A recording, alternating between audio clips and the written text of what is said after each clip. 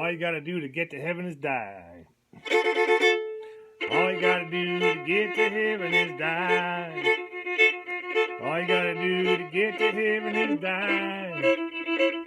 It don't matter who I'm talking to you. All you gotta do to get to heaven is die. One more time. All you gotta do to get to heaven is die. All you gotta do to get to heaven is die.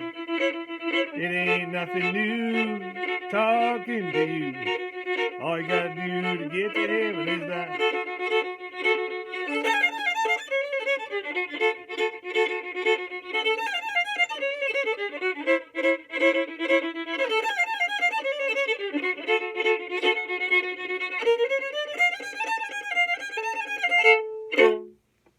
All you gotta do to get to heaven is die. Welcome down to the Blue B number 109.15.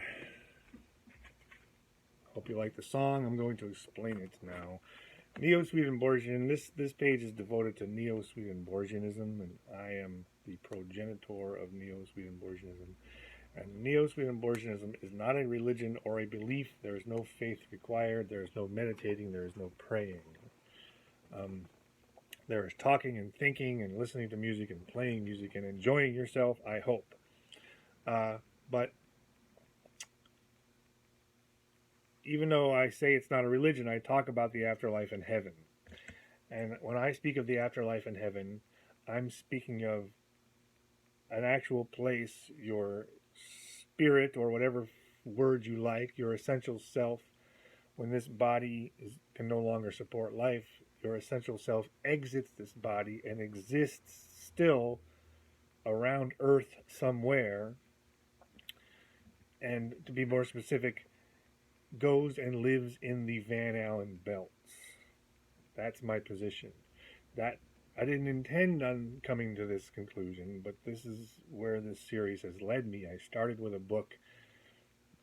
In episode number 1, I started with a book, and during the course of these videos, I came to notice that the map in the book, the dimensions on the map match specifically. The book is called Spirit Intercourse. I'll link it below. The dimensions match specifically the Van Allen belts, which I'll also link below, which were not discovered for 40 years, till 40 years after the book came out. So I feel like I've been led to this conclusion that the spirit spheres, as spoken about in the book, are the Van Allen belts. And before I even came to this, before I even learned about the Van Allen belts, which I only learned about them a few years ago, I was already putting together this group of books which all spoke about a similar place. Francesco, Rebecca Springer, Hugh Benson, and J. Hewitt Mackenzie.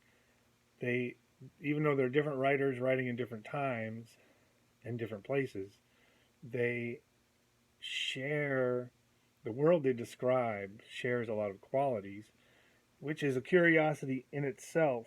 But then when you notice that the near-death experience people, their world also shares these qualities. So I'm putting all these things together and just concluding that it's all the same place, which you're welcome to join me in this conclusion, or you are welcome to not.